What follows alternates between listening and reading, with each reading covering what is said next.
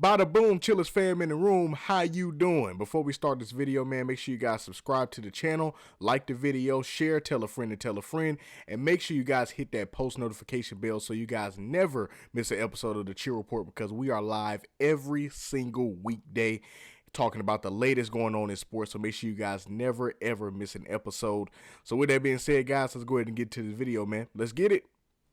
Before we get into the Nick Chubb retirement, I would like to give a special shout out to Jaquindon Jackson, just for being okay. God bless him. Thank God he's okay. If y'all don't know what happened with him, he's a Philadelphia Eagles running back. And on the opening kickoff of Saturday's preseason game against the Patriots, it was the Eagles versus the Patriots. Jackson collided head first into returner Land Larson's leg while making a tackle.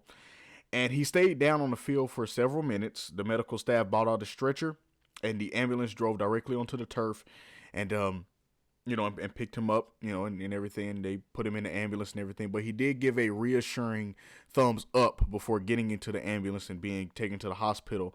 But his agent, Damian Butler, confirmed that his CT scan came back negative. Jackson was fully alert. His total movement in his extremities has total movement in all his extremities, and was discharged from the hospital in time to fly back to Philadelphia with the team. So shout out to him. The Eagles, dodged a bullet, but I just want to say a special shout out just for him just being okay, man. Football is great and everything like that, and I'm glad that the Eagles still have him, as a player, and that's great that they managed to get him back as a player. But just in general, for his health is concerned, I'm glad that he's okay, and I just want to give a special shout out to him. But with that being underway, let's get into the Nick Chubb retirement, man. But real quick, once again, shout out to Jaquindon Jackson, man. Congratulations. God bless you. Okay, Nick Chubb officially announced his retirement from the NFL on Friday, August 21st, 2026, closing the book on an exceptionally dominant 8-season NFL career. At the age of 30, the former Cleveland Browns icon decided to step away to protect his long-term health, expressing gratitude for his journey and for finishing his last season as a veteran mentor with the Houston Texans. In his final post, he said, "12-year-old me could never have imagined where this game would take us, but 30-year-old me can look back and say we gave it everything we had. To the day that I die, it'll always be go Dogs, go Browns, Batman out."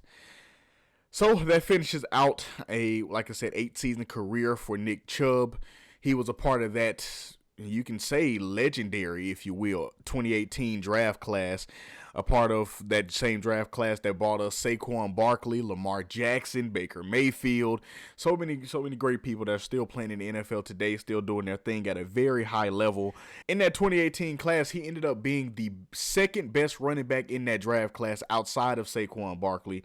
Now, in that draft class, that brought us running backs such as Sony Michel, Rashad Penny, Ronald Jones, Kerryon Johnson, Darius Geis, Royce Freeman, Naheem Hines, Chase Edmonds. Some good names, don't get me wrong, and it's no flack on them or trying to downplay their NFL career to uplift Nick Chubb. I'm not saying that at all. They all made it to the highest level, so they're extremely talented. They achieved their lifelong dreams of making it to the NFL. But as far as the stats are concerned, as far as career goes, Nick Chubb ended up being the second best running back out of that entire draft class. Nick Chubb ended up being the fourth running back taken in that draft class, but ended up being the second best running back overall that came out of that draft class. Pause.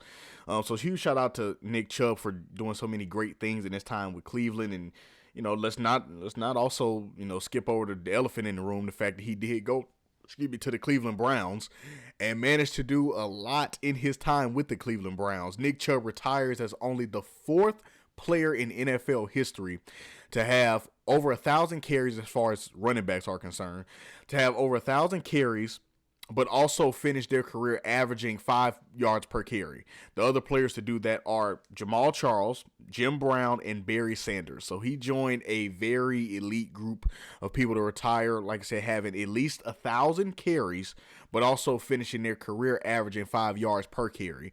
So he joins an elite group in that regard as well. Like I said, did some great things with the Cleveland Browns. Was a huge factor. Him along with Kareem Hunt was a huge factor of getting the Browns to the playoffs.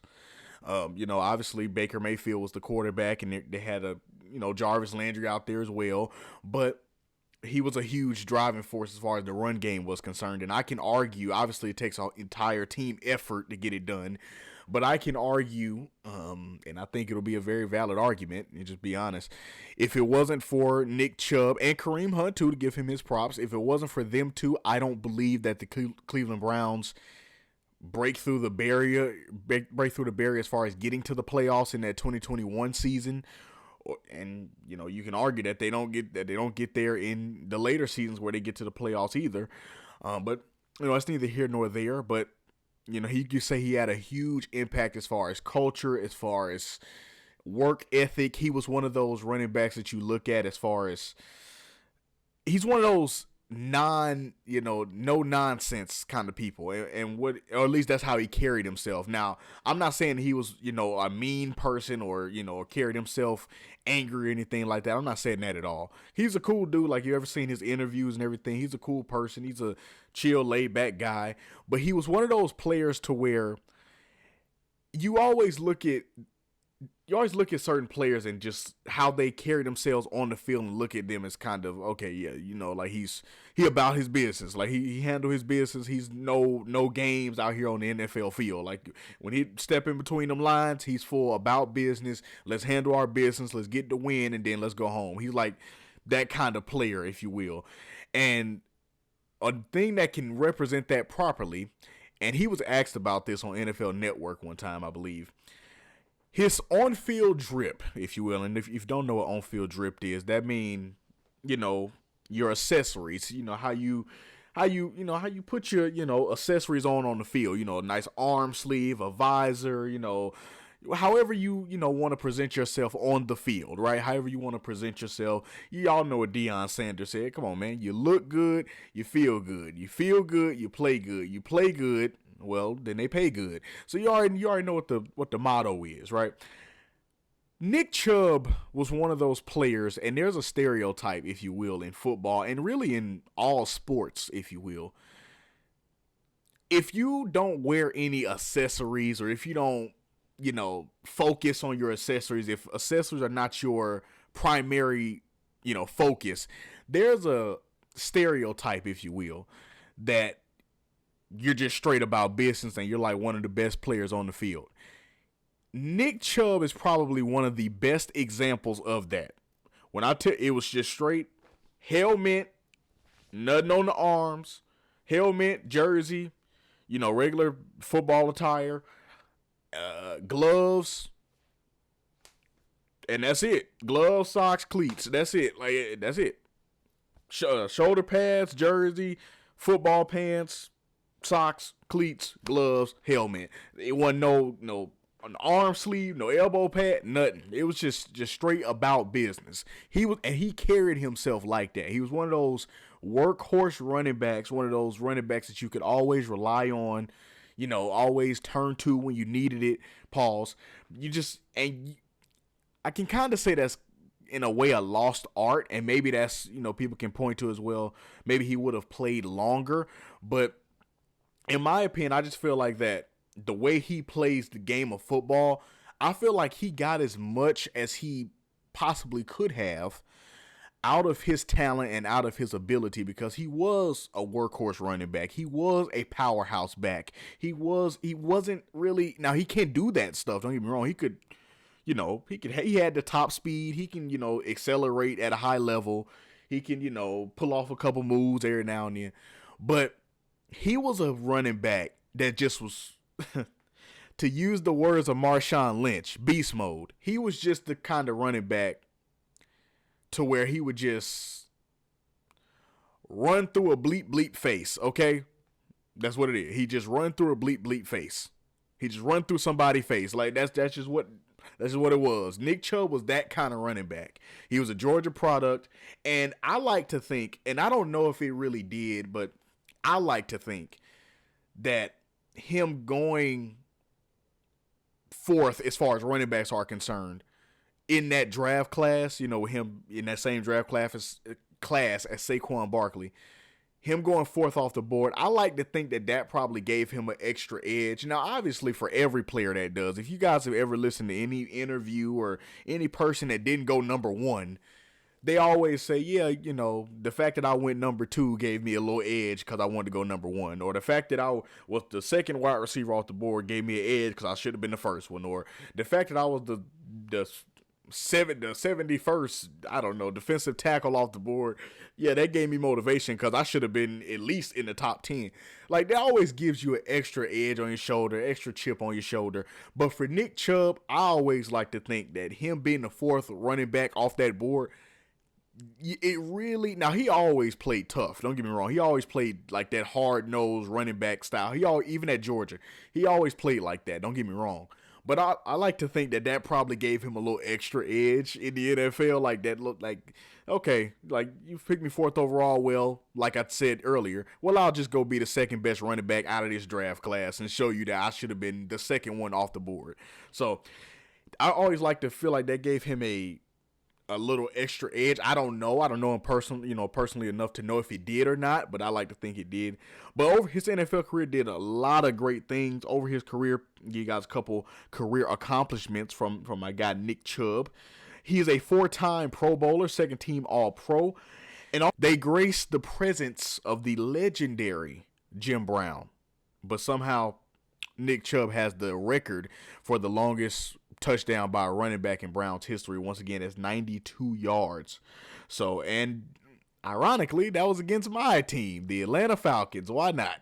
Just had to throw that in there. Anyway, to give you guys a little idea of what he did over his career. So he played in 100 games. He had over 1,400 carries, over 7,000 rushing yards in his NFL career. Once again, 5 yards per carry, 54 touchdowns, 141 catches. As far as receiving yards, had over 1,000 receiving yards for his career, 5 receiving touchdowns. And once again, will finish in the very elite group of being the only fourth running back in history to have over 1,000 carries, but also have 5 yards per carry. Let's restate the list for y'all. Joining another legendary Cleveland running back in Jim Brown. So let's put that out there. Jamal Charles and Barry Sanders. Those are the other members of the list. Anybody else, they haven't made it yet, or they didn't have enough carries, or they didn't average enough yards per carry. So there are some current running backs that are averaging the yards per carry, but the problem is they're going to have over 1,000 carries to be a part of that group, and they probably can do it. It's a couple running backs that I think can do it once their career is all said and done, but as of right now, Nick Chubb is the only one that has joined that elite club.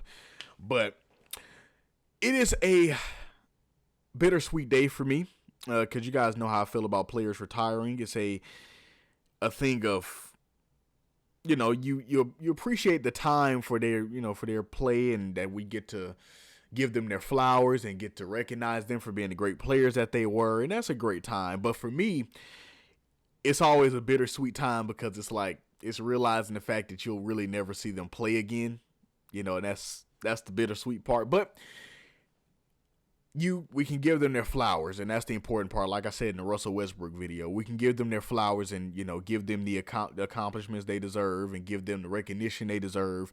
And allow me to say that watching Nick Chubb, not only as I am a Georgia fan, but watching Nick Chubb in the pros as well, brought me great joy as far as just watching the style of football that he played. He was like I said, a hard-nosed football player, pause. Like, he was one of those players that didn't really take no stuff, if you know what I mean. So he was just going to run through his opponents and just be that reliable running back that you need when you absolutely had to have it, pause, when you needed a yard, when you needed a first down, when you needed that guy to just be the rock and constant pause for the team, and you just needed a person to just rely on. Nick Chubb was that guy. And I hate over the course of his career that, or at least as his career winded down, I hate that, he ended up in one of those situations. And it wasn't even his fault. It was due to injuries. But I hate that he ended up in a situation to where a lot of teams weren't after him later in his career. And that wasn't his fault. It just was due to injuries. He's suffered a couple injuries down the line of his career. So NFL teams are like, okay, you're older, you're past your prime, plus you're having more injuries. Yeah, we're not looking to bring you in really. So it ended up in a situation like that. And I hated for him to have to go through that, but I'm glad that he found his home with the Houston Texans and just being a mentor and just allowing those younger guys in Houston to kind of, get his veteran experience and get his veteran leadership and veteran presence and just be around him, because he's just, like I said, just a cool dude, man. Just a laid back, chill guy that just happens to play football really freaking good. So that's he's just a great person, just a great guy. And he just, on the football field, just carried himself as probably you would want to, at least I would imagine. He carried himself as you would want to, just to come to work, you do your job very well, and that's it. You go home and, do it all over again the next day. That's how you would probably want to carry yourself, not only in football, but in life, as far as just, how you carry yourself. You want people to look at you as, okay, he did what he had to do. He handled his business, and he really stayed out of everything else. So you want to kind of carry yourself like that in general, and he carried himself like that on the football field in his workplace. Probably, I'm not gonna say better than anyone I've ever known, but he carried himself as good as you would probably want to in any type of work environment. So I give him his props. It's unfortunate that we won't be able to see him play anymore. But like I always say, man, football, sports, work, whatever it is, it comes to an end one day. One day it comes to an end. And that's with anything, whether you could be a construction worker, a car salesman, whatever. One day you're no longer going to be that car salesman anymore. One day you're no longer going to be that construction worker anymore. And it may be unfortunate. You may not want to hear it, but one day it's going to come to an end. It's going to be over one day, and one day you will no longer be doing that thing. Now, you could have enjoyed it, you could have liked it, you could have been the best thing that ever happened to you, but at one point, you're no longer going to be doing that thing, and the one thing that you will have, though, is you'll have yourself to look back over and be proud of the things that you did while you were in that field, while you were that car salesman, while you were that construction worker. You can look back over your time as that and say, I really enjoyed my time as a construction worker. I really enjoyed my time as a car salesman, or whatever it may be. He can look over his time and say, man, I really enjoyed my time as a football player. My time going to Georgia and being a star running back, and coming to the Cleveland Browns and being their workhorse, and in the 2018 draft being the second best running back in that whole draft class. In the draft class of notable names like Lamar Jackson, Josh Allen, Fred Warner, Minka Fitzpatrick, Baker Mayfield, Denzel Ward, Saquon Barkley. Like, in that draft class, I was able to be one of the standout names from that draft class. And I also joined an elite group that other running backs that in a position that I played running back. Now I'm talking Nick Chubb. I didn't play running back, but in a position that Nick Chubb played running back, he was able to join an elite group that not too many other are familiar with, and joining the elite names of Barry Sanders and Jim Brown and Jamal Charles, joining those names, those elite names that running backs would dream of being in the conversation of. He did that in his NFL career, and joining those other list of elite running backs, it has to give him a little moment of just reflection of just like, man, I did what I came to do. Pause. Obviously he didn't win a Super Bowl or nothing like that, but winning isn't everything. I know that's a cliche, but winning isn't everything. He won as far as life is concerned.